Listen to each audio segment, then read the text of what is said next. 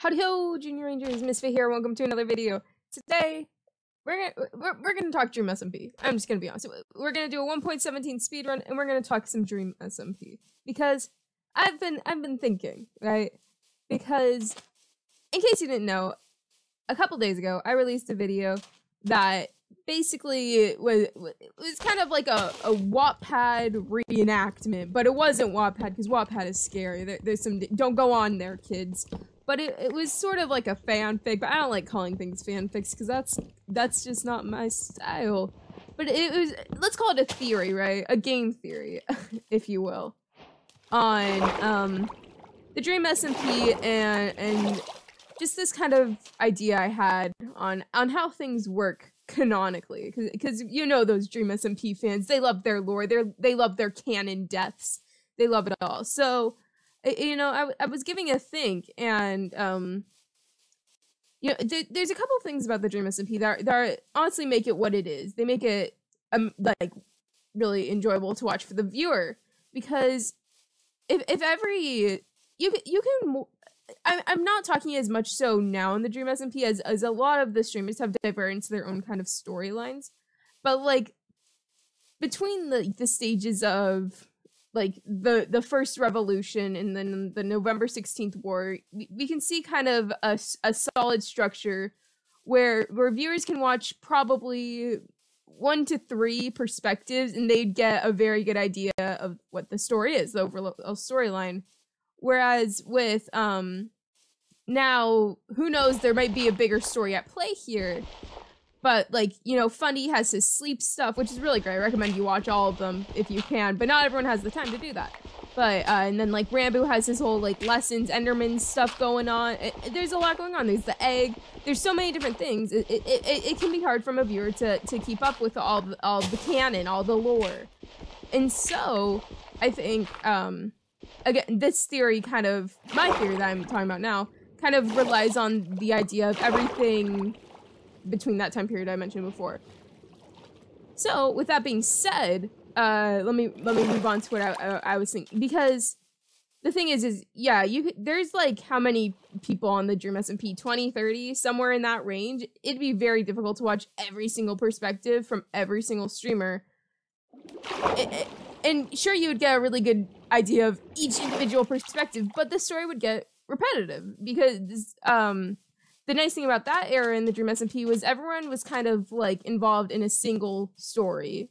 There wasn't 5 stories going on at once, which I kind of said, I'm kind of reiterating that point. But and I think that again just was part of, I don't like to say golden age of the Dream SMP, but in my mind that was my personal favorite part. You may love all the new stuff, and that's great.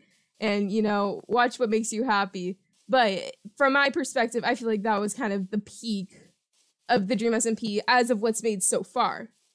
I think with like the Wilbur's revival and the Lost Nevada stuff going on, we may get back to that single storyline point. But again, as of right now, I think that's kind of my viewpoint on that stuff. But you know, beyond that, I think having that singular story kind of goes with this idea that I'm about to present to you, that the writers themselves might be canon. Now let me explain this, because this is a weird concept to grasp, I think, because like Wilbur for a really long time was like he was the head writer of the Dream SMP. And he's also one of the key roles within the lore, right? There's Wilbur Soot, the writer, and then Wilbur Soot, the evil but weirdly charming young fella who's eager to run a country and control those around him. But lag. But again, I think there's something off there, because imagine for a second, you're on the Dream SMP. Whoa, crazy, right? If you were on the Dream SMP, your character is living in a completely different timeline and world than your own, right? And I feel like if something bad were to happen to your character and you like your character, then you may start feeling some sense of sympathy, which kind of shows this disconnect between, you know, the characters and then the content creators themselves. And if that were to be the case, it makes the idea of writers being this kind of canon, external, almost godly force not horribly far-fetched. Because you kind of have to think of them as two different beings. And that kind of... Wilbur once mentioned this in one of his live streams. That was just like one of his city talky ones, which are always great. And he kind of explained like there's like a tumultuous story going on in the Dream SMP where the characters themselves are almost being moved by the story rather than the characters themselves. Because that's because there was a writer and there was a cohesive story that everyone was kind of playing along with. Sure, everyone had their own perspectives, their own opinions, which made it so watching different perspectives could be valuable, but it also made it so it wasn't necessary, if that makes sense. And so, with that being said, it's kind of... Because Wilbur stopped writing after the November 16th war. He stopped being the head writer then, I'm pretty sure. And so, I think that's also part of when stuff started to go kind of bananas in terms of the different... There was like the Snow Chester, there was the Eggpire, there were all these different things going on. And so again, as a viewer, I personally, I didn't necessarily lose interest. I just felt like I would attach to one story.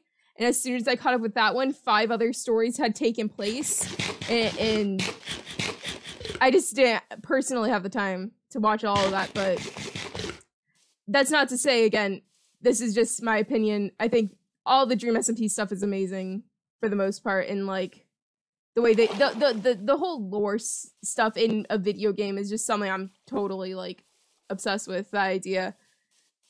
But regardless of that, I think that kind of idea of people being moved by the story rather than the characters moving the story themselves is really a fascinating concept, because again, we have the creative mind of Wilbur, who again takes this godly role. And I think when people tend to think of who's the god in the Dream SMP, people tend to lean towards Dream, because again, he has creative mode, right? He can choose who enters his world and who doesn't. And in a sense, that's true. He has kind of like a more of a physical authority on the server of what is allowed and what is not, what exists in their physical Minecraft world.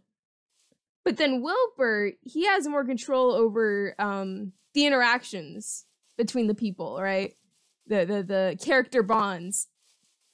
And this is a terrible seed. But, and so I think with that being said, it's hard to ignore that perhaps Wilbur is the true god of the SMP. And that's not Wilbur, Wilbur the writer, Wilbur, real life Wilbur. And I feel like this wouldn't be something brought into real life, but who knows, with all the vlog stuff, maybe real life Dream SMP, it's possible. It's bringing into the real world, which I think would be an insane concept, but it would be cool.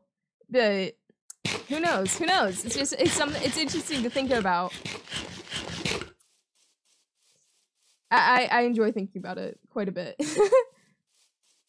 But yeah, and so that kind of brings me to talking about the little video I made. Again, I made the video at like 2 a.m. I kind of improv'd it because I wanted to get this idea.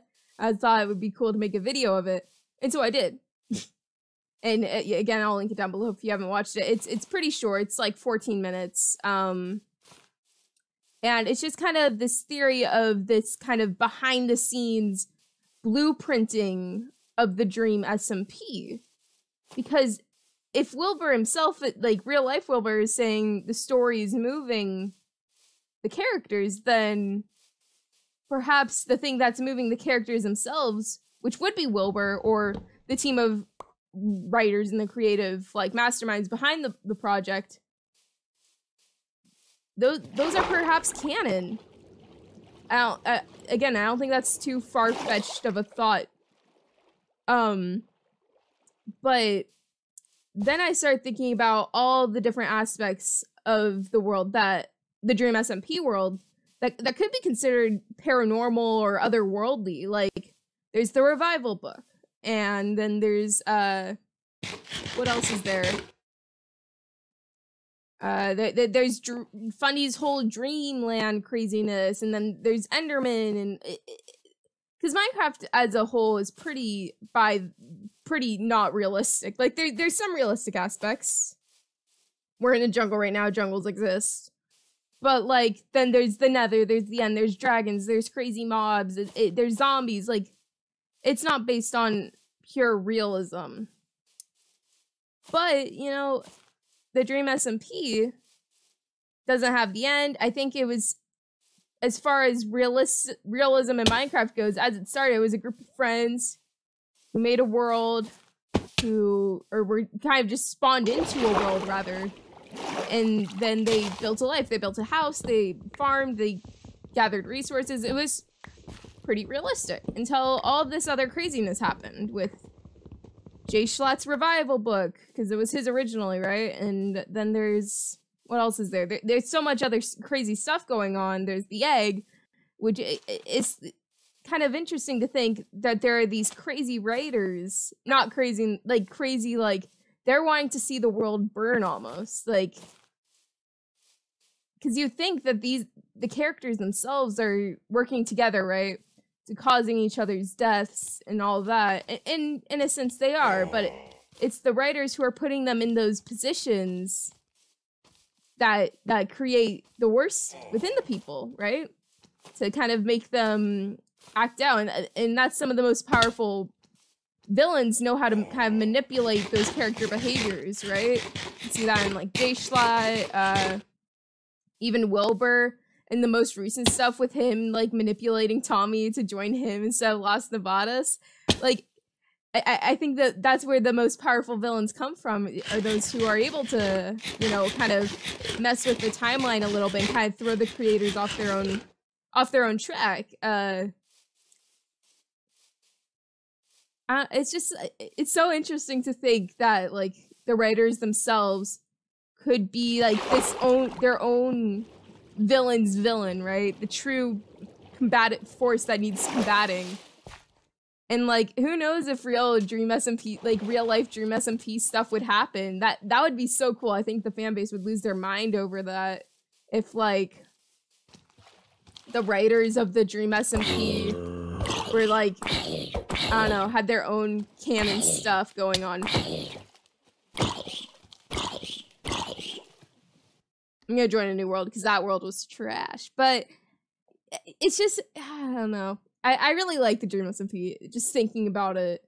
But again, I think it's possible. I think it's possible, guys, that the writers of the Dream SMP could be themselves the main powerhouse, right? But again, this is kind of a meta theory almost, where it doesn't really make sense if we're saying Minecraft is a world and it's not a video game. But then there's the concept of the canon lives, which kind of makes it seem like a video game. That's another thing. The canon lives, that was a decision made by the writers. It controls their death. It controls so much stuff. And, like, I don't know.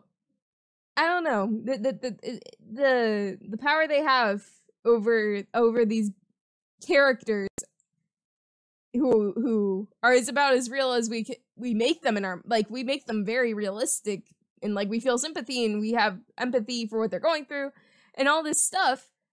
Ooh, village. And so they feel real, but the creators themselves, they're not going through it. So there is a disconnect somewhere in existence between the video game and themselves, and it's just, like, I don't know. To think about the creators themselves being canon is a cool theory, I think. You may disagree, and that's totally fine. But I would like to see what you guys think about this, because I think it's possible. And with all the vlog stuff that Tommy's been doing lately, with, like, all the UK people and Rambo coming, like, a real-life Dream SMP event involving the writers and maybe some of the characters could, like, somehow find a way into real life. Again, that's another whole far-fetched idea, but keep in mind, there's a revival book to bring people back to life. So anything at this point seems like fair game, which it might be a dangerous track to go down, but it's a mind-boggling one. It's an interesting one. So I suppose only time will tell. Who knows what'll happen in the coming months? Who knows? Maybe Dream SMP will reach its penultimate or ultimate end soon. Like, it's probably on its. If I were to say the direction is, I feel like the Dream SMP is past halfway over, if I had to guess, because I think it's getting to a point where the story's it's not necessarily dragging on, but it's like a whole new story. And I suppose that's what they're doing with like the season 2 stuff, right? Because aren't we technically in like season 2 of the Dream SMP? But like, I'm thinking like Cube SMP back in like 2010, 2011, they had like presidential elections and stuff, and like Cube season 3 had kind of like canon fighting sides and like war. And there's a lot of similarities you can draw, and at a certain point, the story just seemed to kind of die out. And I will say, the Dream SMP is far more structured than the Cube was back in season 3. But at a certain point, I feel like there is going to be an end, and there may be a start of some new form of SMP with these same characters or their offspring or whatever. Who knows? But I'm interested to see in the direction they take this, and I think real life stuff is a definite, you know, possibility. I just couldn't say for certains. I didn't mean to place that. You didn't see that.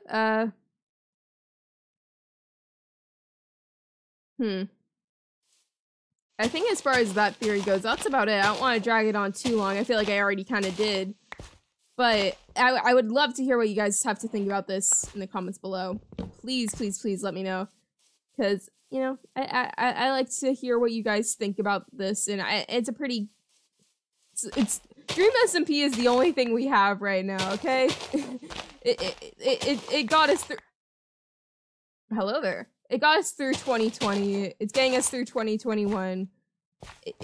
It deserves to be talked about, as if it's not already, right? But yeah. So I'll probably end the video here. Who knows what would have happened to this speed run? But it's not canon. It's not canon, guys. None of it's canon. I hope you enjoyed the video. Please leave a like and comment and subscribe down below if you haven't already. I always appreciate this for it. Genuinely makes my day so much brighter. And I read all of your comments, and I try to respond to all of them as well. So, thank you for watching if you did. And I will see you guys next time. Farewell. Bye. Peace. All those things. Yeah. Bye.